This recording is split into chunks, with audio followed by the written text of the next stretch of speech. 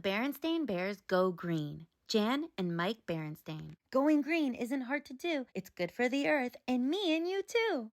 Bear Country was a beautiful place to live. It had green rolling hills and wide river valleys. It had cool shady woods and bright sunny fields. There were steep cliffs and deep canyons, roaring rapids and rushing waterfalls.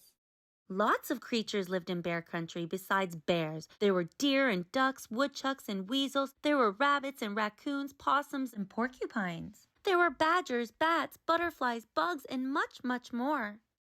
The bear family loved living in Bear Country. They always tried their best to keep it beautiful. Most of the other creatures who lived there tried their best too. But no matter how hard you try, sometimes you run into problems. And that's just what happened. One fine morning, the bear family decided to go fishing. "Let's go down to the creek where Grizzly Gramps keeps his boat," said Papa. "We can pack a lunch and have a picnic as we fish."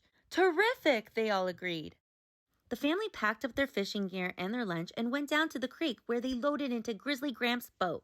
Papa got out the oars and rowed everyone lazily along, their fishing lines out, while they ate a picnic lunch. The sun was shining, the birds were singing, and all seemed right in Bear Country until... "Phew!" said Sister. "What's that awful smell?" The rest of the family sat up and sniffed. "Yuck!" they all cried. "What is that?"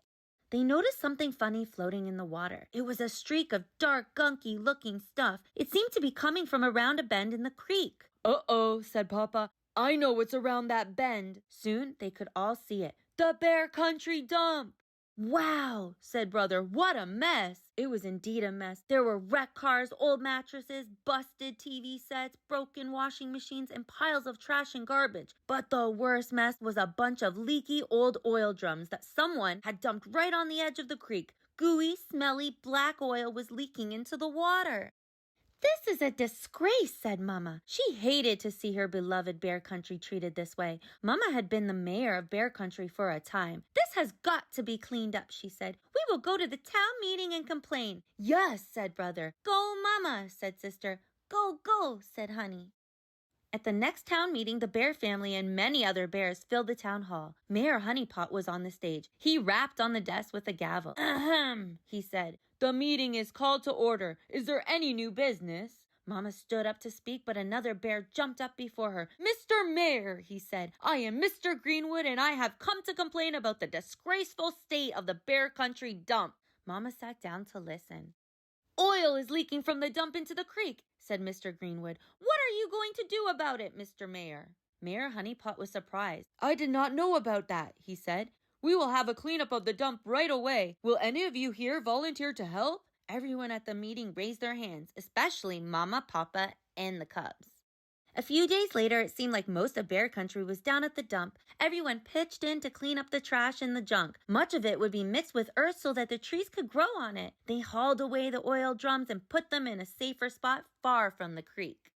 As the bear family headed for home, Sister was thoughtful. "You know," she said, "it's good to clean up the dump, but there's lots more we can do to make Bear Country clean and green. We can do things right at home. We've been learning about it in school." "Like what?" asked Papa. "Well," began Sister, "we can recycle and compost." "We can stop wasting water and energy at home," added Brother. "And," put in Mama, "we can carpool with other families going to school or shopping so we won't waste gas." But Papa had the best going green idea of all. He rigged up a windmill on top of his workshop to power some of his tools. "I think wind power is the best kind of energy there is," he explained. "It's clean, it's there any windy day you want it, and best of all," he added, "it's absolutely, totally free." "Whee!" said Honey, holding up a pinwheel to catch the wind. Thank you for supporting my channel, and remember, subscribe.